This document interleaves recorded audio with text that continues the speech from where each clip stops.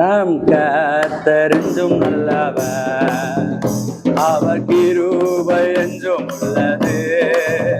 நம் கர்த்தரென்றும் நல்லவர், அவர் கிருபை என்றும் உள்ளது. அல்லேலூயா அல்லேலூயா அல்லேலூயா அல்லேலூயா அல்லேலூயா அல்லேலூயா அல்லேலூயா அல்லேலூயா. நீ அவரை கூப்பிடுவாய், மறு உத்தரவு அருள்வாய்.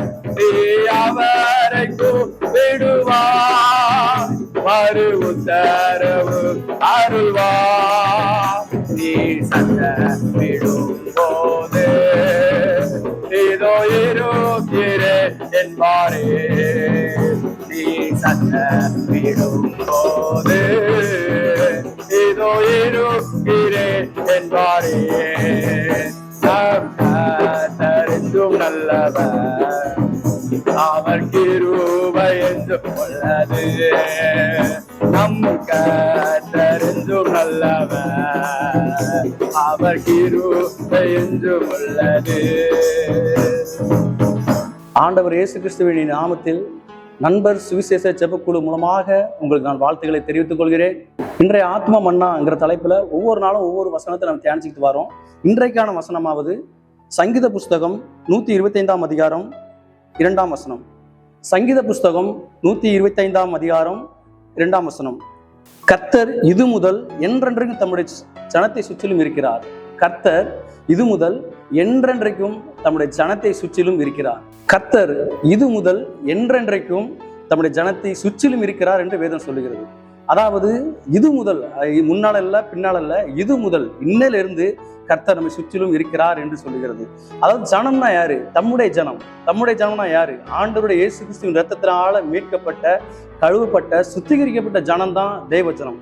அந்த ஜனம் வேற யாரும் இல்லை, நாமே அந்த ஜனம். எனவே நம்மை சுற்றிலும் ஆண்டவர் சூழ்ந்திருக்கிறார். இப்போ பொதுவாக நம்ம எடுத்துக்கிட்டா இதுக்கு முன்னுள்ள வசனத்திலே பார்த்தீங்கன்னா பர்வதம் போல நம்ம கிட்ட இருக்கிறாரு வேதத்தில் சொல்லியிருக்குது.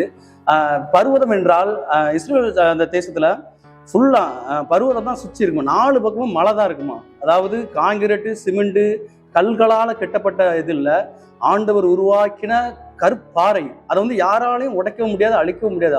அப்படிப்பட்ட ஒரு பாறையினால நம்மளை சுற்றி இருக்கிறார் என்று வேதத்தில் அதுக்கு ஒப்பிட்டு சொல்லுகிறது. எனவே நம்மளை சுற்றி ஆண்டவர் ஒரு கேடகமாய், கோட்டையாய், பாதுகாப்பாய் நம்ம நாள்தோறும் வழி நடத்துகிறவராய் இருக்கிறார். சரி, ஓகே, இருக்கிறார் என்று நாம பார்க்கிறோம். இருக்கிறார், அதாவது கர்த்தர் வந்து பரிபூர்ணம் உள்ளவர். பரிபூர்ணம் உள்ளவர்னா என்ன? அவர் வந்துட்டாலே போதும், நம்ம எல்லாத்துக்கும், எல்லா குடும்பங்களில் இருக்கிற எல்லா கஷ்டங்களையும் போக்குவதற்கு அவர் ஒருவரே, அவர் வந்தாலே போதும். அவர் இருக்கிறார் என்றாலே எல்லா நன்மையான காரியங்கள், ஆசீர்வாதமான காரியங்கள், மேலான விஷயங்கள் நம்முடைய வாழ்க்கையில் நடைபெறும். ஒருவேளை வியாதியா இருக்கலாம், இல்ல கடன் பிரச்சனையா இருக்கலாம், ஒருவேளை பிள்ளைகளை குறித்த காரியங்களா இருக்கட்டும், அநேக நமக்கு கற்பத்தின் கனி கிடைக்கணும் அப்படின்னு நினைக்கலாம். ஆனாலும் தேவன் நம்மோடு இருக்கும்போது இப்படிப்பட்ட காரியங்கள்லாம் வாய்க்கும் என்று இந்த வேதத்தில் நம்ம அறியப்படுகிறோம். அது மட்டும் இல்லாம ஒரு உலகத்தரமான ஒரு கதையை சொல்றேன். ஆண்டவர், அதாவது நம்ம உலகத்துல வந்து ஒரு கலெக்டர் ஒருத்தர் இருக்கிறாரு. அந்த கலெக்டர் நம்ம வீட்டு பக்கத்துல ஏதோ ஒரு காரணத்துக்காக அதை பார்க்குற ஒரு நிகழ்ச்சிக்காக வராரு. அப்படி வருகிறாரு அப்படின்னாலே அந்த பழைய ரோடு அவ்வளவு நம்ம வீட்டு முன்னாடி பாத்தீங்கன்னா கிடங்கும், மேடும், பள்ளவுமா இருக்கும். அப்படிப்பட்ட ரோடெல்லாம் பாத்தீங்கன்னா அவர் வர்றதுக்கு முன்னே சரி செஞ்சிருவாங்க. அது மட்டும் இல்லாம 5 வருஷமா ஒரு வீட்டு முன்னாடி நல்லில தண்ணியே வந்திருக்காது.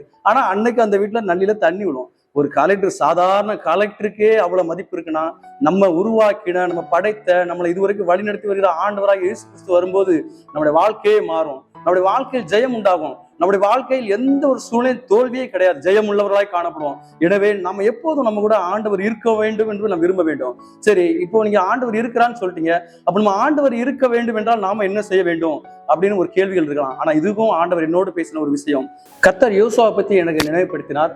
அந்த நினைவுபடுத்தின வார்த்தையானது என்னவென்றால், மோசே வந்து சீனாய் மலையில ஏறுறாரு. அந்த யாத்திராகமம் 20ஆம் அதிகாரத்துல நினைக்கிறேன், சீனா மலையில ஏறும்போது அடிவாரத்துல நீ இரு அப்படின்னு சொல்லிட்டு அவர் மேல போயிட்டார். ஆண்டவரோடு பேசுவதற்காக மோசே போயிட்டாரு. ஆனால் 40 நாள் மோசே அங்க தேவனோடு சஞ்சரித்து கொண்டிருந்தார், பேசி கொண்டிருந்தார். அது 40 நாள் முழுவதும் இங்கே அடிவாரத்திலே மோசைக்காக அவர் அடிவாரத்திலே காத்திருந்தார். அவருடைய மோசை சொன்ன ஒரு ஊழியக்காரரோட கீழ்ப்படிதல், அவருடைய கீழ்ப்படித போய் தான் அவர் அப்படி இருக்கிறாரு. அதனால நம்முடைய வாழ்க்கையில கீழ்ப்படிதல்வர்களாக காணப்பட வேண்டும். ரெண்டாவது ஒரு சம்பவம் என்னன்னா, ஆசரிப்பு கூடாரத்தை விட்டு பிரியாது இருந்தார் என்று வேதத்தில் எழுதியிருக்கிறது. நம்மளும் அதே போல ஆசரிப்பு கூடாரத்தை விட்டு பிரியாம இருக்கணும். ஆசரிப்பு கூடாரம்னா நம்முடைய வேத வசனம், ஆராதனைக்கு செல்வது, ஞாயிற்றுக்கிழமை ஆராதனை செல்வது, சபைக்கு செல்வது, ஆண்டவரை தினம் பைபிள் வாசித்து தியானிப்பது, ஆராதிப்பது, இப்படி போன்ற பல விதமான சூழ்நிலை நம்ம இருக்க வேண்டும். அந்த மனப்பக்குவத்துக்குள்ளாக நம்ம வந்தோமானால் தேவன் நம்மோடு இருப்பார். நன்மை செய்ய கற்றுக்கொள்ள வேண்டும். அதே போல நம்முடைய வாழ்க்கையில் எந்த நேரமும் தேவனுடைய துதி நம்முடைய வாயில் எப்போது இருந்து கொண்டே இருக்க வேண்டும். நம்மளுடைய நினைவுகள் எல்லாமே தேவனை குறித்ததா இருக்க வேண்டும். அப்படி இருக்கும்போது கர்த்தர் நம்மளோடு இருப்பார். அதே போல இப்போ நான் சொல்லுறவர் மறுபடியும் சொல்லுகிறேன், கர்த்தர் இது முதல் என்றென்றைக்கும் நம்முடைய ஜனத்தை சுற்றிலும் இருக்கிறார் என்ற வார்த்தை பலிக்க வேண்டும் என்றால் யோசுவா போல நாமும் காணப்பட வேண்டும். இப்பொழுதும் கூட நாம் அர்ப்பணித்து ஜெபம் பண்ணுவோமா? மகா பரிசுத்தமுள்ள பரலோக பிதாவே, இந்த வேளையிலும் கூட உங்களுடைய வசனத்தை தியானிப்பதற்கு நல்ல ஒரு தருணத்தையும் தேவையும் கிருபையும் பாராட்டின பெரிதான கிருபைக்காய் நன்றியோடு துதிக்கிறோம், ஸ்தோத்திரிக்கிறோம். ஆண்டவரே, நீர் எங்களோடு இருக்கிறதற்காய் நன்றியோடு துதிக்கிறோம், ஸ்தோத்திரிக்கிறோம்.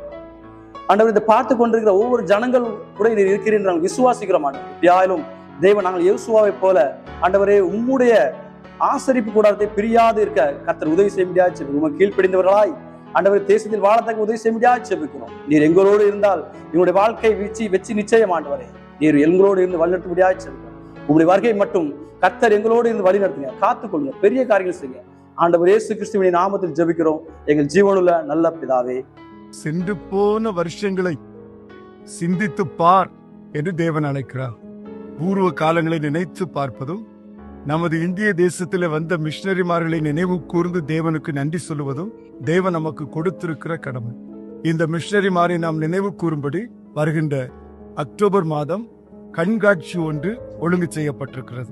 அது திருநெல்வேலி, திருமண்டலம், சக்கரமாள்புரம் தரிசன பூமியில் ஒழுங்கு செய்யப்பட்டிருக்கிறது.